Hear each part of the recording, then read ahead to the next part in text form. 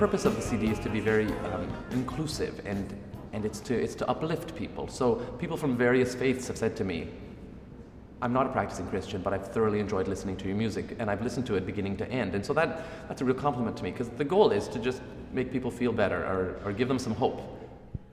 Why should I feel discouraged? Why should the shadows go? The very first performance would have been in a church, which sort of makes this CD project serendipitous. I sang Ave Maria at my cousin's wedding when I was 13. And so that was the very first piece that I sang in public, and it's on the CD. Ave Maria,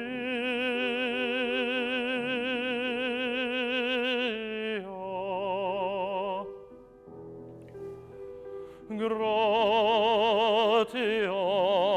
plena. It's a very exciting project. It has a number of styles all in one. It has, of course, I'm a classical singer, so there is my classical voice in there, but there's a band, so there's some funk elements. There's some strictly classical music. There's the Ave Maria and the Lord's Prayer. There is an original composition by Nona Hendrix, Impossible, which is a true highlight of the CD.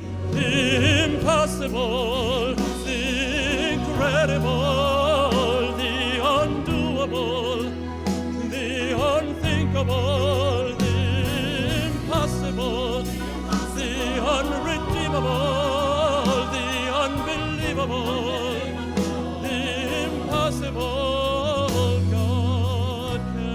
Okay, so Tony Spoletini, who owns Spolumbo's, football player and also, of course, owner of your brother. Yes. Tell me about you decided to go opera instead of football. Did you ever try football? I did, but clearly wasn't going to work out for me. So Didn't want to go for special teams? no, tried that too. Yeah, I did kick-off returns once, and that was it. Yeah. Yeah. But fortunately, I could sing, so I was interested in it really young, actually, in elementary school when I was a soprano. Amazing. Believe it or not. Yeah, before my voice even changed. Really? Yeah. And it came naturally to you? It did, and classical music came naturally to me, which was very strange for an adolescent. I got involved with this church originally as a job. When I moved to New York to do my master's, they needed a bass soloist in their choir, and I was hired when I was going to Manhattan School of Music. And so I started going here for about, I think it was about 2 years. Then I'd moved away because I was doing a young artist program in St. Louis and then in Cincinnati.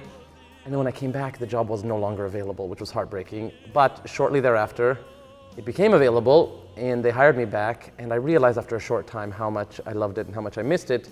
So not only was I the paid section leader at this church, but I became a member. And this has become my extended family. I mean, we're an incredibly tight-knit group with a tremendous faith, and I'm just incredibly blessed to be here. I sang a recital. I do regular recitals there, and normally the content is classical music, and I was still pursuing a career in classical voice as well as being a voice teacher. I did add a set of gospel music to the end of that recital because it just felt right and it felt comfortable, and I enjoy singing it so much at church that I thought what a nice experience to actually add it to a recital program and to add some variety.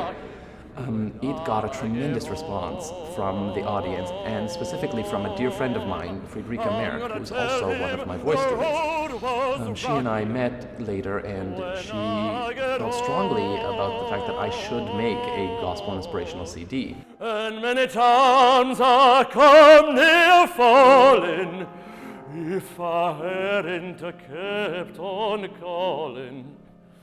And I'm gonna tell him the road was rocky. My faith is really strong, and it's what helped me express my music, which is why I think gospel became the road that was the most comfortable for me. Because in opera I'm acting, and in music theater I'm acting, and this is not acting. This is exactly what I believe. So I don't have to play a role of any kind. So there's an amazing truthfulness of just being yourself. At the river I stand, guide my feet, hold my hand, take my hand, precious Lord, lead me home. I teach here at Manhattan School of Music. I teach at the Pierpont School in Westport, where there I'm the general music teacher. I have a private studio, and as you know, I'm here in the summer. I do the Manhattan School of Music summer camp. That's actually how a lot of my teaching began. I co-direct the music theater summer camp with my dear friend James Noble.